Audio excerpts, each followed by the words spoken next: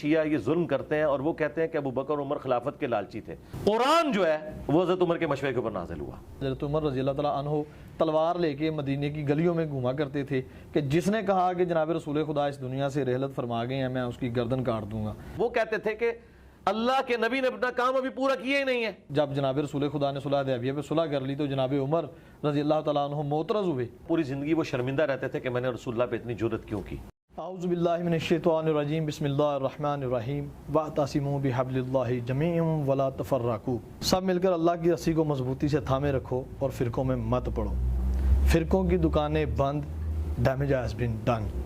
پچھلے کئی عرصے سے فرقہ واریت کا زور چلتا آ رہا تھا اور تمام لوگ اسی چیز پہ اٹے ہوئے تھے کہ ہمارے بڑے یہ کرتے رہے ہیں ہم یہی کرتے رہیں گے. ایک فرقے سے نہیں، دو سے نہیں، جتنے بھی فرقے ہیں ان سے ٹکر لی. انجینئر محمد علی مرزا میرے ساتھ موجود ہیں. السلام علیکم. جی وعلیکم السلام ورحمۃ اللہ وبرکاتہ. ولا حول ولا قوة الا باللہ. اللہم صلی علی محمد وعلی آل محمد. جی جناب آپ کو ویلکم کہتے ہیں اپنی اکیڈمی کے اندر. اللہ کا نام لے کے شروع کریں انشاءاللہ. سب سے پہلے آپ کا بہت شکریہ، آپ نے وقت دیا.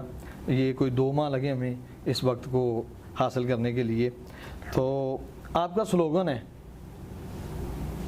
کہ فرقوں کی دکانیں بند. The damage has been done. اور یہ جو آیت میں نے ابھی تلاوت کی ہے جہاں بھی اس کا ترجمہ پڑھا جاتا ہے یہ اللہ کی رسی بریکٹ میں قرآن مجید لکھا ہوتا ہے. ہر فرقہ قرآن مجید کو تسلیم کرتا ہے، اس کے باوجود اتنے فرقے موجود ہیں. اس کی کیا وجہ ہے؟ اس کی وجہ ہے کہ یہ جو تسلیم کر رہے ہیں اس کے اوپر عمل نہیں کر رہے نا. اور یہ جو آپ بریکٹ میں قرآن مجید کہتے ہیں نا، یہ صرف وہ لوگ لکھتے ہیں کہ جو واقعی قرآن کو اللہ کی رسی مانتے ہیں. سارے لوگ نہیں مانتے. آپ اگر بریلوی مکتب سے پوچھیں، ان کی تقریر علماء کی دیکھیں، وہ آپ کو بتا رہے ہوتے ہیں کہ رسی کے اندر کئی ایک چھوٹی رسیاں ہوتی ہیں اور وہ سارے بل مل کے ایک رسی تیار ہوتی ہے. تو ایک اللہ کی محبت کا بل ہے، ایک صحابہ کرام کی محبت کا بل ہے، ایک نبی الاسلام کی محبت کا، ایک اہل البیت کا، اور پھر بیچ میں اپنے بابا بھی داخل کر دیتے ہیں.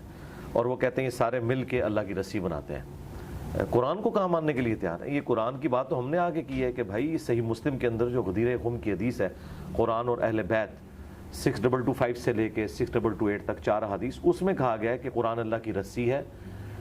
جو اسے پکڑے گا ہدایت پہ ہوگا، جو چھوڑ دے گا گمراہ ہو جائے گا. تم اللہ کی کتاب کو پکڑو، اپنا تعلق اس کے ساتھ مضبوط کرو. تو یہ قرآن کے اندر آیا. اصل میں ان کو دھوکہ لگا ہے اس ایک حدیث کی وجہ سے جسے علماء نے اپنے فرقے کو چمکانے کے لیے اور چندے بٹورنے کے لیے استعمال کیا. جو ابو داؤد کے اندر حدیث موجود ہے. ترمذی کے اندر جو روایت ہے مانا علی و اصحابی، وہ تو روایت کمزور ہے. ابو داؤد والی حدیث صحیح ہے کہ میری امت کے 72 فرقے جو ہے جہنم میں جائیں گے اور ایک گروہ جو ہے وہ حق پر ہوگا. اب ان کو یہ حدیث مل گئی تو انہوں نے کہا کہ ہم اپنے سوا سارے فرقوں کو جہنمی ڈکلیئر کریں اور اپنے فرقے کو وہ ناجیہ ڈکلیئر کریں. حالانکہ اس میں فرقے کو جنتی نہیں کہا گیا تھا، ایک گروہ. بخاری مسلم میں ہے کہ میری امت کا ایک گروہ قیامت تک حق پر قائم رہے گا. فرق تو عربی میں کہتے ہیں ٹوٹ کے الگ ہونے کو.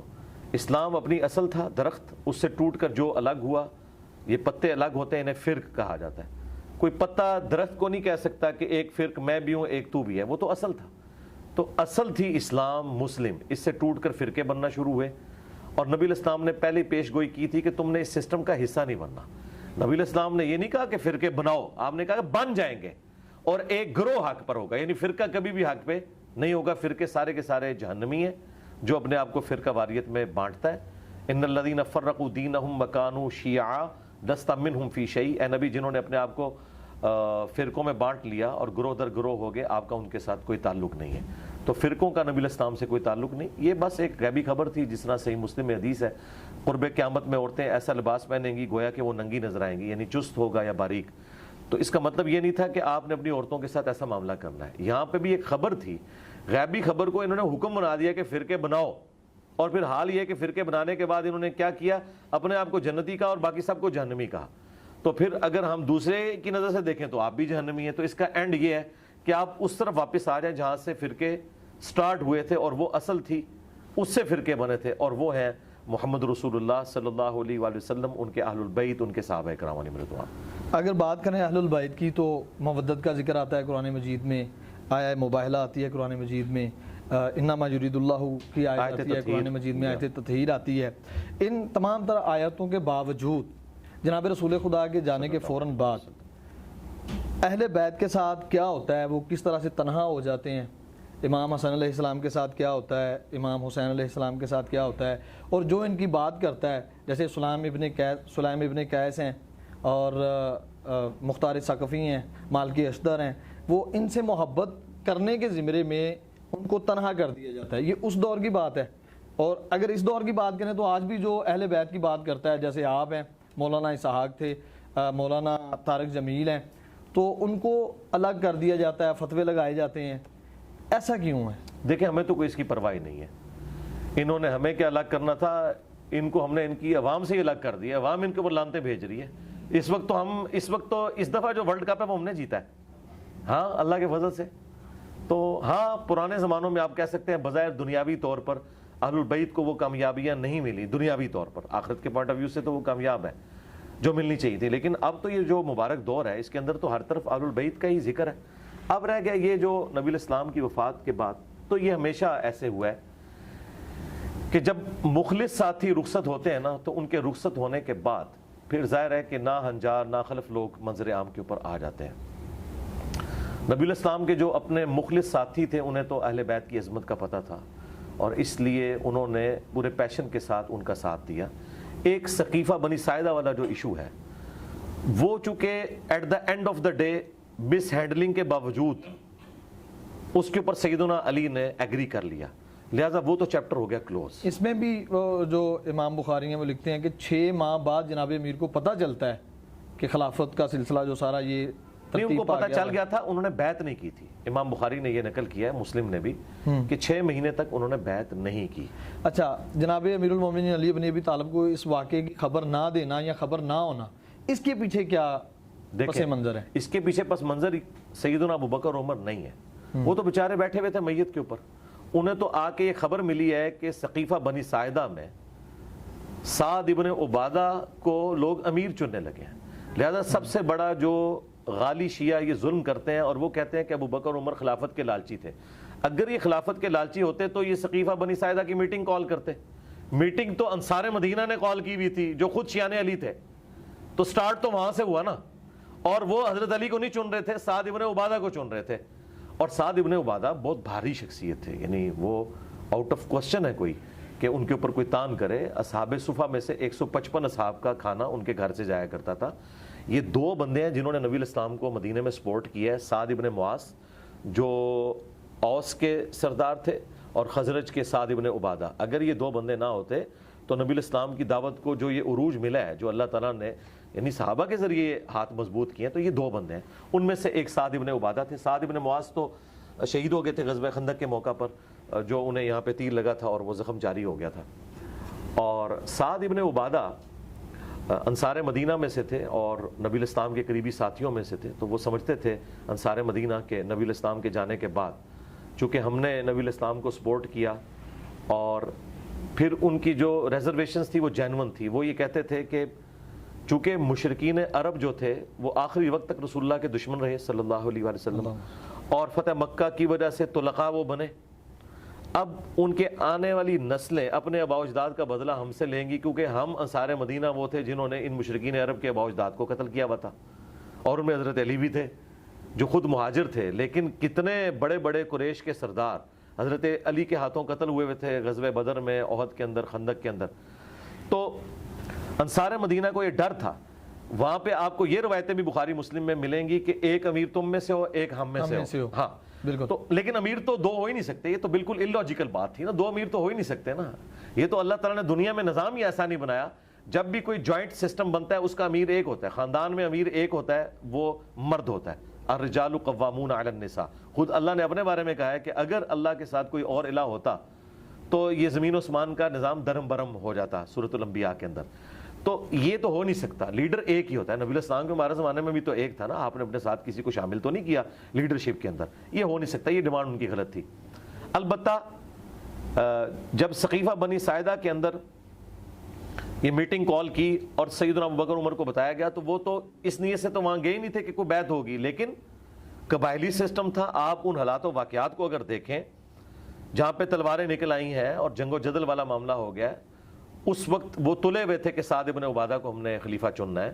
تو وہاں پہ حضرت عمر کہتے ہیں میں نے اپنے دماغ میں ایک تقریر بنائی ہوئی تھی میں کروں گا، لیکن حضرت ابوبکر نے مجھے خاموش کروا دیا۔ ظاہر ہے حضرت ابوبکر یہ سمجھتے تھے جذباتی ہیں، کوئی معاملہ مس ہینڈل نہ ہو جائے، لیکن وہ کہتے ہیں جو میں نے اپنے دماغ میں پوائنٹس سوچے تھے ان سے بہتر حضرت ابوبکر نے تقریر کی۔ انہوں نے کہا دیکھیں نبی علیہ السلام قریش میں سے تھے، لہٰذا آپ کا سکسیسر بھی قریش میں سے ہونا چاہیے، اور انصار مدینہ تم لوگ رسول اللہ کے ساتھ وزیر کی حیثیت سے تھے، تو جو بھی اب امیر چنا جائے تم وزیر کی حیثیت سے رہو، اللہ کے نبی تم سے راضی ہیں اور یہ سارے معاملات ہیں۔ اور چونکہ قریش کا قبیلہ ڈومیننٹ ہے، اوس اور خزرج کا وہ مقام نہیں تھا عرب کے اندر جو قریش کا تھا، اور قبائلی سسٹم میں نبی علیہ السلام کو صرف پیغمبر کے طور پر انہوں نے ایکسیپٹ نہیں کیا تھا عرب دنیا نے، بلکہ ایک قبیلے کے سردار کے طور پر بھی۔ اسی لیے آیا نا اذا جاء نصر اللہ والفتح ورأیت الناس يدخلون فی دین اللہ افواجا، وہ جو فوج در فوج لوگ دین میں داخل ہو رہے تھے وہ اس اعتبار سے ہو رہے تھے کہ قریش کے سردار کو غلبہ مل گیا بنو ہاشم میں سے، اور ہم نے اس کی اطاعت اختیار کرنی۔ یہ پہلی دفعہ ہوا تھا کہ ایک قبیلہ اتنا ڈومیننٹ ہو گیا، ورنہ تو طوائف الملوک ہی تھی، اس کا فائدہ رومنز اور پرشینز اٹھاتے تھے، اور عرب کے لوگ جو زیادہ جنگجو تھے، جن کے اندر زیادہ طاقت تھی، صرف ایک طوائف الملوکی تھی، یہ ایک جھنڈے کے نیچے جمع نہیں تھے، انہیں اپنی طاقت کا اندازہ نہیں تھا کہ اگر ہم اکٹھے ہو جائیں تو یہ رومنز پرشین تو شاہی کوئی نہیں ہے، اور وہ اللہ تعالیٰ نے نبی علیہ السلام کے ذریعے کیا، اور دیکھیں پھر کیسا انہوں نے الٹا، یہ اتنے طاقتور لوگ، ٹف مول کے عادی۔ اب یہ سارے کا سارا معاملہ جو تھا قریش کا غلبہ، اسی کی بنیاد کے اوپر آگے یہ ساری امپائر پھیلنی تھی۔ تو حضرت ابوبکر نے کہا کہ قریش کے علاوہ اگر کوئی اور سردار ہوا تو یہ تمہیں نہیں چنیں گے، مکہ والے نہیں۔ ظاہر ہے کہ خود قریش مکہ نے نہیں ماننا تھا کہ اوس اور خزرج کی کیا اوقات ہے۔ اچھا اب یہ ساری چیزیں ایک گراؤنڈ ریئلٹیز ہیں۔ اب آپ لوگوں کو آیتیں حدیثیں نہیں سنا کے کہہ سکتے کہ جی وہ سب انسان اللہ کے نزدیک برابر ہے، یہ ساری چیزیں نہیں ہو سکتی۔ بہرحال اللہ تعالیٰ نے بنو ہاشم کو تو جان والوں پہ فضیلت دی ہے نا، بنو اسرائیل کو بھی دی، بنو اسماعیل کو بھی، تو قریش مکہ بنو اسماعیل تھے نا، اور ان میں بھی ایک ڈومیننٹ قبیلہ، نبی علیہ السلام کی ایک نسبت تو انہیں حاصل تھی، تو یہ جینون تھا۔ اب اس وقت حضرت ابوبکر نے کیا کیا، بخاری مسلم کے الفاظ ہیں، آپ نے ابو عبیدہ اور حضرت عمر کا ہاتھ یوں پکڑ کے کہا کہ یہ دو بندے ہیں، ان میں سے کسی کو اپنا خلیفہ چن لو۔ اچھا یہ اس وقت کرنا کیوں ضروری تھا؟ آپ کی نظر میں اور میری نظر میں تو یہ ہونا چاہیے تھا کہ اس وقت تھوڑا سا وقفہ لے لیا جاتا، نبی علیہ السلام کی تدفین سے فارغ ہو لیتے اور پھر ایک میٹنگ کال کے معاملات کرتے، لیکن یہ معاملہ اس طرف جانے والا نظر نہیں آ رہا تھا۔ اس وقت کی سچویشن کو وہی بہتر سمجھ سکتے ہیں، اور اس میں مجھ سے پکا لے لیں، امام حسن نے معاویہ بن ابی سفیان کے ہاتھ پہ جو صلح کی ہے، ان کے اپنے ساتھیوں نے کہا کہ اس نے ہمیں ذلیل کروا دیا ہے، لیکن یہ تو امام حسن سمجھ سکتے ہیں، یا میں ان کے اس درد کو سمجھ سکتا ہوں کہ انہیں کس مجبوری میں صلح کرنی پڑی ہے۔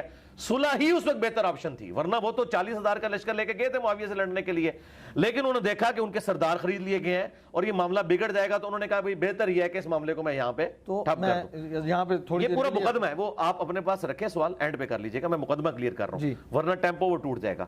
میں آپ کو بتا رہا ہوں کہ آج بیٹھ کے کوئی سچویشن کا اندازہ نہیں کر سکتا جب تک آپ زمانے میں ریورس جا کے وہ سارے حالات دیکھ نہ لیں۔ تو حضرت ابوبکر نے اس وقت یہ ریلائز کیا کہ بھائی اگر اس وقت کوئی ڈیسیژن نہ ہوا تو یہ تلپٹ ہو جائے گا، اور یہ انصار مدینہ کو چنیں گے اور ایک نئی گیم شروع ہو جائے گی، قریش مکہ میں ہی پھوٹ پڑ جائے گی۔ اب اس کا آخری حل یہ ہے کہ ان دو بڑے سرداروں میں سے ایک کو چن لیا جائے، اور انہوں نے کن بندوں کے نام پیش کیے؟ ابو عبیدہ بن جراح، جن کو نبی علیہ السلام نے امین الامت کہا تھا۔ نجران کے جب عیسائی آئے، بخاری میں آئے، وہ مبالغہ تو نہیں ہو سکا تھا، مسلم میں آیا کہ مولا علی، حسن، حسین اور فاطمہ کو لے کے نبی علیہ السلام آئے، لیکن مبالغہ ہوا نہیں کیونکہ کرسچن ریڈی نہیں ہوئے۔ لیکن پھر انہوں نے کہا کہ اگر مبالغہ ہوا تو ہم مارے جائیں گے، اگر یہ جھوٹا نبی ہوا تو پھر ہمیں کوئی ڈر نہیں، تو آپ ہمارے ساتھ کوئی اپنا ایسا قریبی آدمی بھیجیں۔ تو آپ نے فرمایا میں امین الامت تمہاری طرف بھیجوں گا۔ پھر نبی علیہ السلام نے ابو عبیدہ ابن جراح کو بھیجا۔ تو حضرت ابوبکر نے وہ ایک سوٹیبل پرسنالٹیز کے ہاتھ اس طریقے سے کھڑے کیے اور کہا ان میں سے چن لو، لیکن دونوں نے کہا کہ حضرت آپ کے ہوتے ہوئے ہم نہیں کریں گے، کیونکہ نبی علیہ السلام نے آپ کو مسلح پر کھڑا کیا تھا، اور اس کی وجہ سے ہم آپ کو خلیفہ چنیں گے۔ اور چنا، انصار مدینہ بھی ایگری کر کے، سعد بن عبادہ اکیلے رہ گئے، ان کے اپنے قبیلے کے لوگ اپنے سردار کو چھوڑ کے حضرت ابوبکر کے اوپر راضی ہو گئے۔ اس سے آپ کو اندازہ ہوگا کہ حضرت ابوبکر کی پرسنالٹی کتنی بڑی تھی، ادروائز وہ پورا قبیلہ چھوڑ دیتا، انہوں نے اپنے سردار کو چھوڑ کے حضرت ابوبکر کی بیعت کر لی۔ اس سے حضرت ابوبکر کی ڈومیننسی نظر آتی ہے، حالانکہ وہ کمزور آدمی تھے یار، بوڑھا آدمی تھا، ایک کوئی پہلوان نہیں تھا، کوئی آپ کو حدیثوں میں نہیں ملے گا کہ انہوں نے بدر میں اتنے بندے قتل کر دیے تھے تو وہ یہ تھے تو وہ تھے، نہیں، ان کی ایک بزرگی، نبی علیہ السلام کے ساتھ قربت، یار غار ہونا، یہ ساری چیزیں، پھر نبی علیہ السلام کے وہ سسر بھی اور ساری قربت، یہ ساری چیزوں کی وجہ سے ان کے اوپر ایگری کر گئے اور وہ بیعت ہو گئی اور پھر وہ سارا معاملہ ہوا۔ حضرت علی کو یہ کلک تھا کہ اس مشورے میں مجھے شامل کرنا چاہیے تھا. 6 مہینے انہوں نے بیعت نہیں کی. 6 مہینے کے بعد بخاری مسلم میں آتا ہے انہوں نے حضرت فاطمہ کی جب وفات ہو گئی انہوں نے حضرت ابوبکر کو پیغام بھیجا اور کہا کہ آپ میرے پاس آئیں اور اپنے ساتھ کسی کو نہیں لے کے آنا. اور وہ راوی کہتا ہے کہ آپ نہیں چاہتے تھے کہ حضرت عمر ساتھ آئیں کیونکہ وہ جذباتی. تو حضرت عمر نے روکا حضرت ابوبکر کو کہ آپ اکیلے نہ جائیں. انہوں نے کہا میں اہل بیت رسول سے کوئی نیگیٹو چیز امید نہیں کرتا, اس سے آپ کو ان کی کمٹمنٹ کا. وہ اکیلے گئے, حالانکہ بہت بڑا رسک تھا اکیلے جانا. اچھا, جبکہ خلافت کا جھگڑا چل رہا ہے. اور دوسرا آپ دیکھیں خلیفہ وقت جو ہے وہ حضرت ابوبکر ہیں. ہونا تو چاہیے تھا وہ کہتے تم میرے دربار میں آؤ, انہیں پتا تھا اس گھر سے ہمیں دین ملا ہے, یہ ہمارے بڑے ہیں. یہ ان کا جانا. پھر حضرت علی جب یہ بات کی کہ آپ کو جو اللہ تعالیٰ نے یہ فضیلت دی اور یہ حالات و واقعات فیوریبل ہوئے, ہمیں کوئی حسد نہیں ہے, لیکن آپ نے ہمیں مشورے میں بھی شامل نہیں کیا. اس پہ حضرت ابوبکر رو پڑے. اس کے بعد حضرت علی نے کہا دیٹس آل, اب میں اعلانیہ آپ کی بیعت کروں گا. زور کے وقت حضرت ابوبکر ممبر پہ چڑھے, حضرت علی کے فضائل بیان کیے. اس کے بعد سیدنا علی چڑھے اور حضرت ابوبکر کے فضائل بیان کیے اور اپنی بیعت نہ کرنے کی وجہ بتائی. انہوں نے بھی بتایا. الٹیمیٹلی یہ سارا پیچ اپ ہو گیا. اور اس کے بعد جتنی جنگیں ہوئی ہیں ان میں تھنک ٹینک کے طور پر حضرت علی کبھی بھی علیحدہ نہیں ہوئے حضرت ابوبکر سے, نہ حضرت عمر سے. سارے معاملات مشورے کے ساتھ چلتے تھے. تو اس وقت ایک معاملہ ہوا, لیکن چونکہ at the end of the day وہ سیٹل ہو گیا. اب سیٹلمنٹ کے بعد ان گڑے مردوں کو اکھاڑنا تب درست ہے جب حضرت علی اس بیعت کے اوپر راضی نہ ہو. جب وہ راضی رہے ہیں, تینوں خلفاء کے ساتھ رہے ہیں. شیعہ کہتے ہیں کہ وہ امت کے مفاد میں رہے, ہم کہتے ہیں دل سے قبول کیا, لیکن اینڈ رزلٹ یہ کہ ساتھ رہے نا, تو تم بھی امت کا مفاد سمجھو نا. اگر مولا علی نے سمجھا ہے تو آج تم اس بنیاد کے اوپر امت کو تو نہ توڑو نا. بنو امیہ کے غلط ایکٹیویٹیز کا ابو بکر اور عمر کے ساتھ کوئی لینا دینا نہیں ہے. حضرت عثمان کے دور میں بھی جو کچھ ہوا اس میں بھی حضرت عثمان حضرت علی کے مشورے کو لے کے چلتے تھے. کہیں کسی جگہ پہ مس ہینڈلنگ ہوئی ہے تو وہاں پہ بھی حضرت علی نے کبھی بھی حضرت عثمان غنی کی خلافت کا انکار نہیں کیا, انہیں اپنے ساتھ لے کے چلے. تو یہ پورے معاملات کو دیکھنا چاہیے, سچویشن کو. جو شیعہ نے اس حوالے سے ہنگامہ کھڑا کیا ہوا ہے نا, یہ بالکل ناحق ہے ان کا, جس ایکسٹریم پہ وہ لے گئے اس مسئلے کو. کیونکہ دیکھیں غیر مسلم بھی یہ تسلیم کر رہے ہیں آج کہ نبی الاسلام کی لیگیسی کو خلفائے راشدین آگے لے کے چلے. اور قرآن میں اللہ کا وعدہ تھا هُوَ ارسل رسولہ بالہدیٰ ودین الحق لیظہرہ علی الدین کلہ. نبی الاسلام کے ذریعے تمام ادیان کے اوپر اس دین کو غالب کرنا تھا. لیکن نبی الاسلام کی مبارک زندگی میں یہ دین تو صرف عرب کی سرزمین میں غالب ہوا ہے, سارے ادیان پہ تو غالب نہیں ہوا. رومنز اور پرشینز کے اوپر تو خلفائے راشدین کے دور میں ہوا ہے. تو خلفائے راشدین کی جو فتوحات ہیں یہ نبی الاسلام کی اس دعوت کی کنٹینیوشن ہے. اللہ تعالیٰ نے ان کے ذریعے اتنا بڑا کام لیا کہ دیکھیں نبی الاسلام کی وفات کے وقت ہزاروں لوگ جب مرتد ہو گئے اور صحابہ کرام کی تعداد کم رہ گئی ہے, تب بھی وہ دلیری کے ساتھ لڑے ہیں. اور اللہ نے نہ صرف عرب پہ ان کو غلبہ دیا ہے, جھوٹے پیغمبروں کے اوپر غلبہ دیا ہے, منکرین زکوٰۃ کے اوپر غلبہ دیا ہے, الٹا سپر پاور سے ٹکرا گئے. یہ تو اس طریقے سے ہے کہ میں ایک محلے کی ٹیم بناؤں اور آپ کو پتا چلے گا اگلا ورلڈ کپ اس نے جیت لیا ہے, تو یہ غیر معمولی واقعی ہو سکتا ہے نا. تو یہ اللہ تعالیٰ کی غیبی تائید تھی. باقی جو مسئلے مس ہینڈل ہوئے وہ زیادہ بگڑے ہیں بنو امیہ کی وجہ سے, جب انہوں نے ممبروں پہ سب و شتم شروع کیا اور یہاں پہ شیعان علی کے اندر پھر ایک غم کی کیفیت آئی اور پھر وہ ان کو جلانے کے لیے اوپر تک چلے گئے.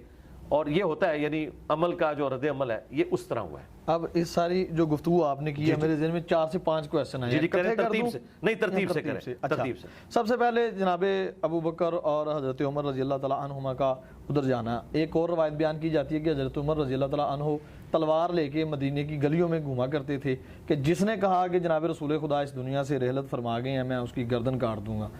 یہ ان کی کیفیت وہ خلافت والے وہ جو بنو سعدہ ثقیفہ میں واقعہ ہوا اس سے پہلے ہوئی کہ اس سے بعد؟ نہیں, اس سے پہلے تھی یہ کیفیت. یہ گلیوں میں نہیں گھومتے تھے, وہ صرف مسجد نبوی میں ایک ایکٹیویٹی پرفارم کی اور یہ کیفیت ان پہ چند منٹ کے لیے طاری ہوئی ہے بس.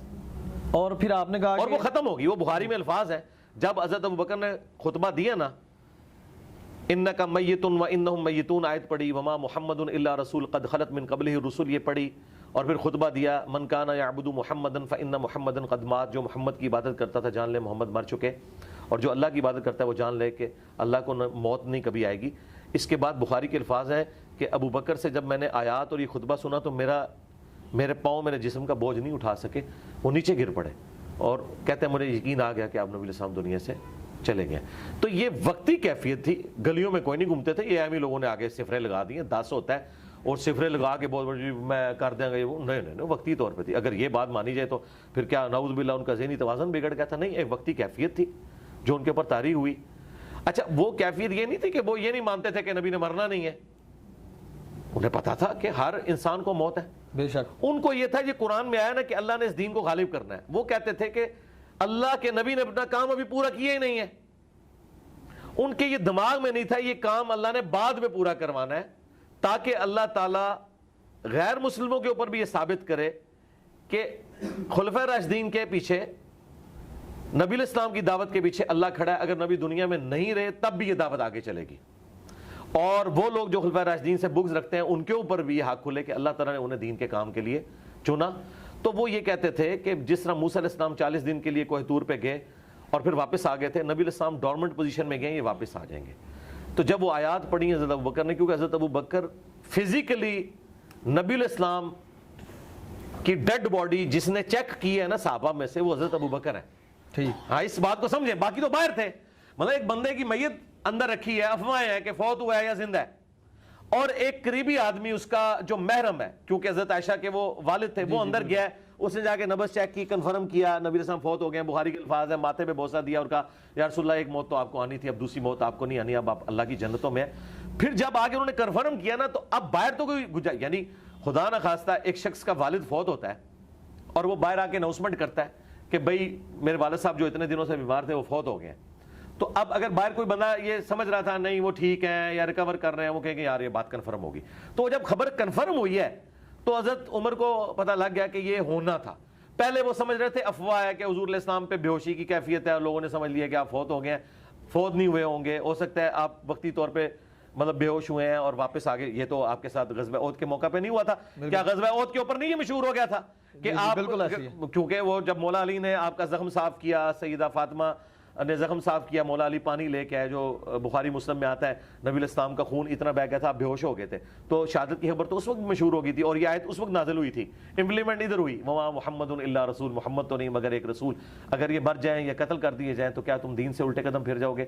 اچھا بخاری کے الفاظ ہیں کہ صحابہ کرام کہتے ہیں کہ جب یہ آیت حضرت ابوبکر نے پڑھی تو ہمیں لگا یہ آیت ابھی نازل ہوئی ہے. یعنی آیت اتنی پرانی تھی، 8 سال پرانی، لیکن اس کی امپلیمنٹیشن اس وقت ہوئی. صحابہ کو صبر دینے والی یہی آیت تھی کہ محمد بھی ایک رسول ہے، انہوں نے بھی دنیا سے جانا ہے، کیا دین تم چھوڑ دو گے؟ اور بخاری کے الفاظ ہیں کہ پھر کتنے دن تک صحابہ کرام جب ایک دوسرے کو ملتے تھے تو یہی آیت پڑھتے تھے، ایک دوسرے کو ڈھار. جیسا ہم کسی کا افسوس کرتے ہیں نا، تو افسوس ان کا ہی ہوتا تھا وما محمد الا رسول قد خلت من قبلہ رسل.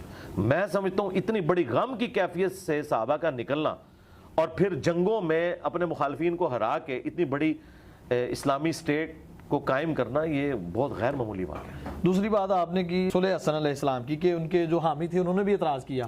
تو صلح حدیبیہ میں بھی تو یہی واقعہ کوٹ کرتا ہے امام بخاری کہ جب جناب رسول خدا نے صلح حدیبیہ پہ صلح کر لی تو جناب عمر رضی اللہ تعالیٰ عنہ معترض ہوئے اور حضرت ابوبکر کے پاس بھی گئے کہ ہم کیوں صلح کر رہے ہیں، کیا ہم حق پہ نہیں ہیں؟ اس کے بارے میں کیا موقف ہے آپ کا؟ دیکھیں وہ بخاری کے الفاظ ہیں، پوری زندگی وہ شرمندہ رہتے تھے کہ میں نے رسول اللہ پہ اتنی جرت کیوں کی. لیکن وہ جرت نبی علیہ السلام پہ اس لیے نہیں تھی کہ انہوں نے کوئی بدتمیزی کی ہے. نبی علیہ السلام سے ان کی فرینکنس تھی. ان کا تقاضا یہ تھا کہ آج ہم طاقتور ہیں، ان کو کچل کیوں نہ دیں. صلح حسن ڈیفرنٹ ہے. صلح حسن کے کیس میں امام حسن کمزور تھے اور امیر شام طاقتور تھے کیونکہ انہوں نے ان کے گورنر خرید لیے ہوئے تھے. صلح حدیبیہ میں رسول اللہ طاقتور تھے، مشرکین عرب کمزور تھے، تبھی تو وہ صلح آفر کر رہے تھے. بالکل. ادروائز تو وہ مارنے کے لیے مدینے میں 3 دفعہ تو آ چکے تھے اور انہوں نے شرائط بھی اپنی منوائی. اچھا پہلا آپ نے فرق دیکھا تو لہٰذا حضرت عمر کی ڈیمانڈ غلط نہیں تھی. ان کا یا رسول اللہ آج ہم تگڑے ہیں، ایسی کی تیسی ان کی، ٹھیک ہے. تو پھر رسول اللہ مان لیتے اگر غلط نہیں تھے. میں آپ کو لاجیکلی بتا رہا ہوں دنیا کے پوائنٹ آف ویو سے کہ یہ صلح حسن سے بالکل ڈیفرنٹ کیس بنتا ہے. اچھا دوسری بات، نبی علیہ السلام نے کیوں نہیں مانا؟ اس لیے کہ نبی علیہ السلام کو اللہ تعالیٰ نے وحی کے ذریعے مستقبل بتا دیا تھا.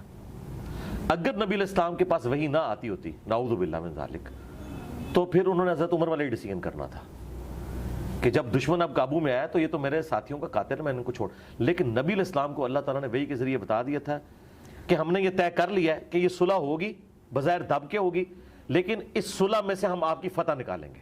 ٹھیک ہے. اسی لیے حضرت عمر پتہ ہے خاموش کب ہوئے؟ بخاری کے الفاظ ہیں جب حضور نے کہا میں اللہ کا رسول ہوں, بالکل ایسے بس وہ خاموش ہو گئے.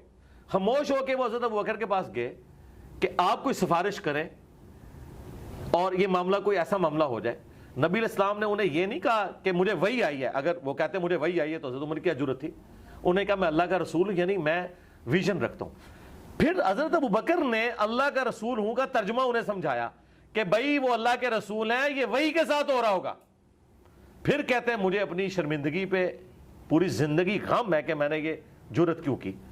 میں کہتا ہوں کہ جو میری نیچر ہے نا, جو حضرت عمر نے کیا نا, میں بھی حضور کو اس وقت یہی کہتا کہ یا رسول اللہ منو انہوں ایسی تیسی. اور دیکھیں ابھی میں آپ کو اس میں ایک اور ثبوت دیتا ہوں.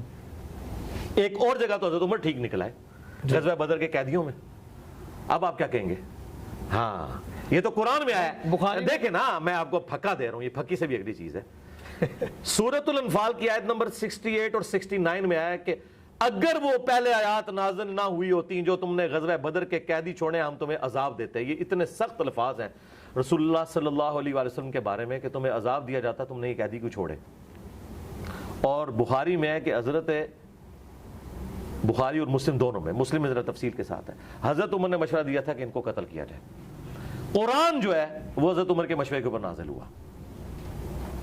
اب وہاں پہ تو حضرت عمر کا مشورہ ٹھیک نکل آیا. اگر یہی باتیں ہم تشیع کی طرف سے دیکھیں جناب امیر کے بارے میں تو وہ غلو کے زمرے میں گنی جاتی ہیں کہ یہ غلو کرتے ہیں, جناب علی کو بڑھا چڑھا کر پیش کرتے ہیں. پھیلانا نہیں ہے, میں آپ کو لاجیکل ڈسکشن کر رہا ہوں. شیعہ کا کہتے ہیں, سنی کا کہتے ہیں, میں کسی کا ادھر ٹھیکیدار نہیں ہوں. جہاں شیعہ غلط ہوں گے میں انہیں غلط کہوں گا, جہاں سنی غلط ہوں گے میں غلط کہوں گا. میں نے پہلے جملے میں بولا کہ حضرت عمر کی جرأت تھی, وہ خود بھی شرمندہ تھے, لیکن ایک اور جگہ انہوں نے جرأت کی, وہ کامیاب ہو گئی. یہ ان کی نبی علیہ السلام کے ساتھ ایک فریکنس, ان کی طبیعت کا تقاضا تھا کہ انہوں نے ایسا کیا. اس میں پھکا اور لیں. مجھے بتائیں صلح حدیبیہ کے موقع پر جب نبی علیہ السلام یہ کہہ رہے ہیں کہ میرا نام مٹا دو, تو مولا علی نے کیوں نہیں مٹایا؟ فرمایا کہ میں واحد جو گواہ ہوں اس کا. نہیں وہ ٹھیک ہے, جب نبی حکم دے رہے ہیں تو امتی کی کیا ضرورت ہے کہ وہ کہ میں یہ کام نہیں کرتا, لیکن ہم اس کی تعویل کرتے ہیں نا. بالکل کہ ہاں کیوں کرتے ہیں. دیکھیں اب ہم حضرت علی کا دفاع کر رہے ہیں, اب ہمیں کوئی یہ نہ کہے کہ آپ علی کا دفاع کیوں کر رہے ہو. وہاں حضرت عمر کا ہم نے دفاع کیا. جناب علی نے یہ تو نہیں کہا کہ میں شرمندہ رہا ساری عمر اس پہ. او نہیں, میں آپ کو بتا رہا ہوں نا, اس بات کو آپ سمجھے نا کہ انہوں نے کہا یا نہیں کہا.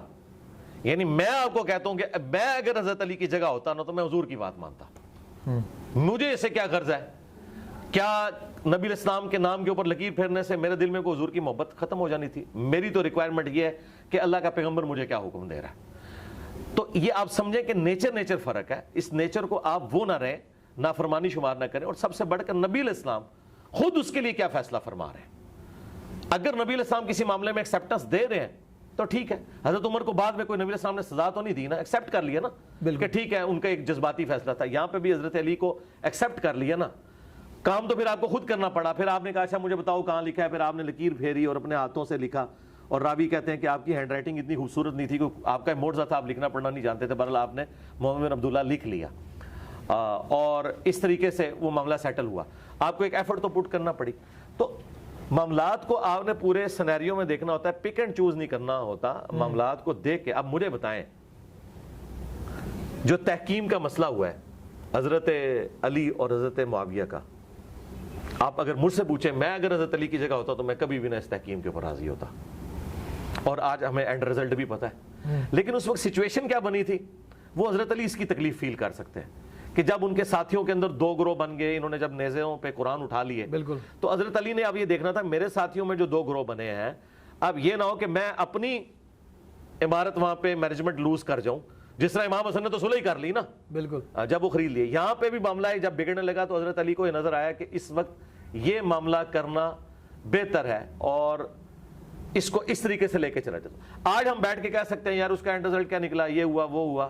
ہو سکتا ہے کہ تحکیم نہ ہوئی ہوتی تو اس سے بھی برا رزلٹ نکلا ہوتا. تو اس سچویشن کو جو بندہ ڈرائیونگ سیٹ پہ بیٹھا ہوا ہے نا وہی جج کر سکتا ہے. اور نبی کے علاوہ جو بھی ججمنٹ دیتا ہے نا وہ صحیح بھی ہو سکتی ہے, غلط بھی ہو سکتی ہے. حضرت علی کی جو ایکسٹراڈنری کوالٹیز ہیں, ان کی کمپیٹنسیز ہیں, اور اتنا بڑا پیریڈ آپ کو مل جاتا, ٹھیک ہے. لیکن یہ تو سوچنے کا ایک پہلو ہے نا. دوسرا پہلو یہ کہ بنو امیہ تو ہے, پتہ نہیں سازشیں کر کے جس طرح حضرت عمر فاروق قتل ہو گئے مغیرہ ابن شعبہ کے غلام کے ہاتھوں, ہو سکتا ہے حضرت علی کو وہ چوتھے دن ہی مار دیتے. یہ بھی تو ہو سکتا تھا نا. یہ تو اللہ کو پتہ ہے نا کہ کیا ہونے والا تھا. ہاں, اور پھر دوسری بات، نبی علیہ السلام نے حضرت علی کو بتایا تھا کہ تم نے میری ڈیوٹی پوری کرنی ہے، میں نے کافروں کے خلاف جنگ کی تھی، تم نے مسلمانوں کے خلاف کرنی ہے، اور امت کو بتانا ہے کہ مسلمانوں کے ساتھ ڈیل کیسے کرنا ہے، جب مسلمانوں سے جنگ ہوگی تو ان کی عورتیں لونڈیاں نہیں بنائی جائیں گی. ٹھیک ہے، یہ ساری کی ساری مسلمانوں کی آپس کی جو جنگ جو قرآن میں ہے، جب مسلمانوں کا گروہ باغی ہو ان سے قتال کرو، یہ سارے احکامات ہم نے مولا علی سے سیکھے ہیں. جنگ جمل صفین نہروان نہ ہوتی تو امت کو نہیں پتا تھا کہ مسلمان کی جب مسلمان سے جنگ ہو تو آپ نے کیا اس میں سے نکالنا ہے. ٹھیک ہے، ابھی تک جتنی جنگیں ہو رہی تھیں وہ ایکسٹریم ہو رہی تھیں، یعنی کفر کے لیول تک. منکرین زکوٰۃ بھی اگرچہ مسلمان تھے لیکن جب انہوں نے زکوٰۃ کی اس فرضیت کا انکار کیا تو ایک کفر تو انہوں نے کر دیا جس کی وجہ سے صحابہ کرام کو یہ کرنا پڑا. تو حضرت علی کی ڈیوٹی نبی علیہ السلام نے جب لگائی تھی اسی وقت انہوں نے وہ کام کرنا تھا.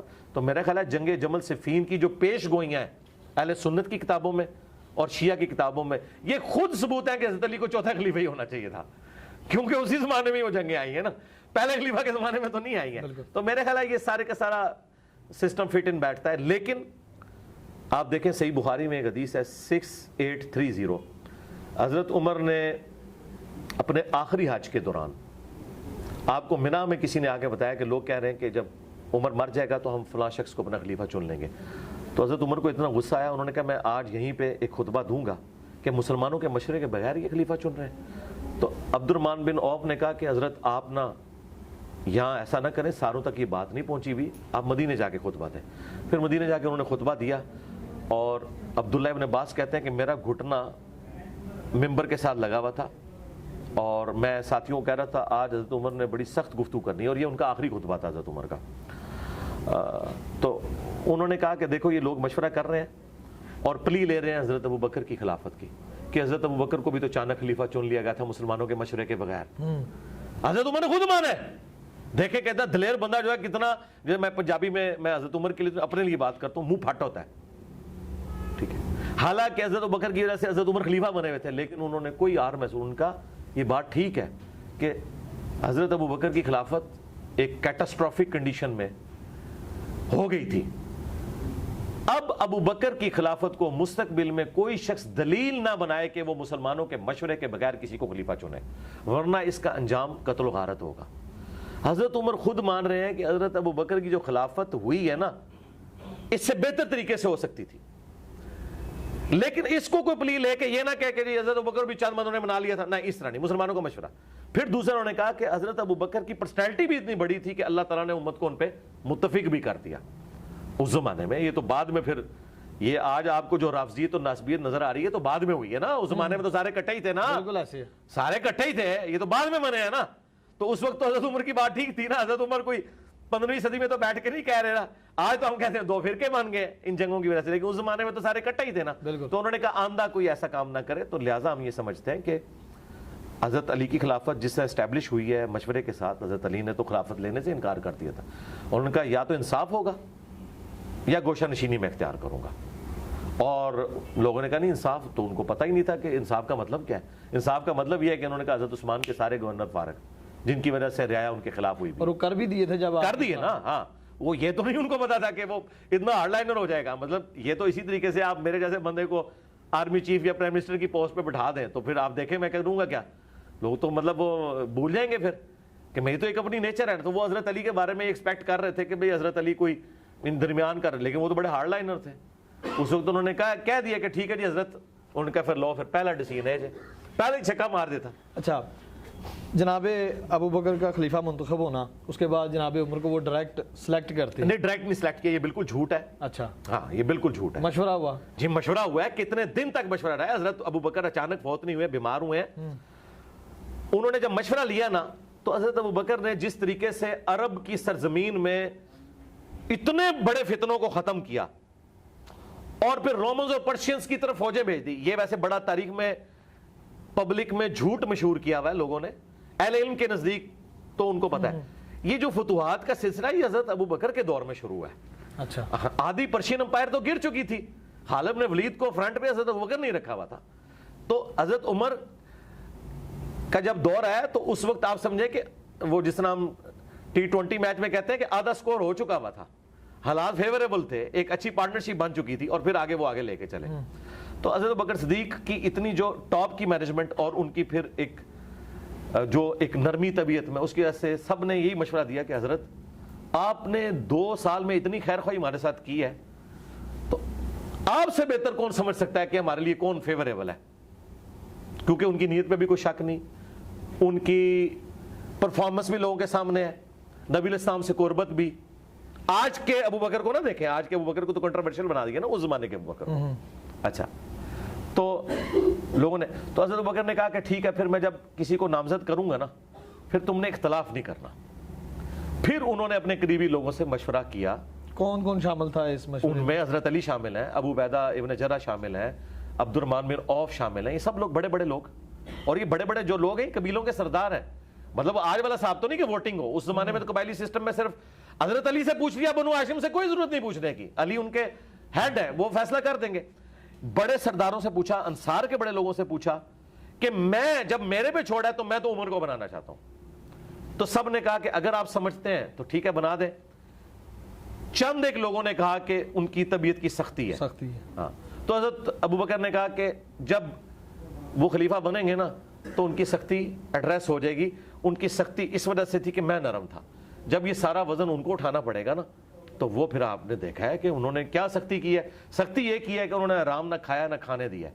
باقی تو معاملات مجھے بتائیں، بھرے مجمع میں لوگوں نے سوال پوچھ لیا آپ نے کرتا کہاں سے سلوایا، حضرت عمر کی طبیعت تھی یہ سننے والی، سنا، سب کچھ برداشت کیا، جب حکومت آئی ہے تو سب کچھ برداشت کیا ہے۔ ہاں، اللہ کے احکامات میں وہ سخت رہے ہیں۔ دیکھ لیں اپنے کسی بیٹے کو کسی پوسٹ کے اوپر نہیں لگایا۔ دیکھیں نا، کسی بندے کے کنڈکٹ سے نظر آتا ہے نا، چٹائی سے آغاز ہوا ہے، چٹائی پہ اختتام ہوا ہے، تو سسٹم سے کچھ حاصل نہیں کیا۔ دیکھیں دنیا میں انسان کچھ کرتا ہے، کس چیز کے لیے کرتا ہے نا، اپنی اولاد کے لیے کچھ چھوڑ کے مرتا ہے، کوئی جداد یا پوسٹ کچھ بھی نہیں کیا۔ اور جاتے ہوئے بھی 6 رکنی کمیٹی وہی بنائی ہے جس کے مشورے سے وہ بنے ہوئے تھے۔ تو کہا بس ٹھیک ہے، یہ 6 بندے ہیں جن سے نبی علیہ السلام وفات تک راضی رہے، ان میں سے ایک خلیفہ چن لینا۔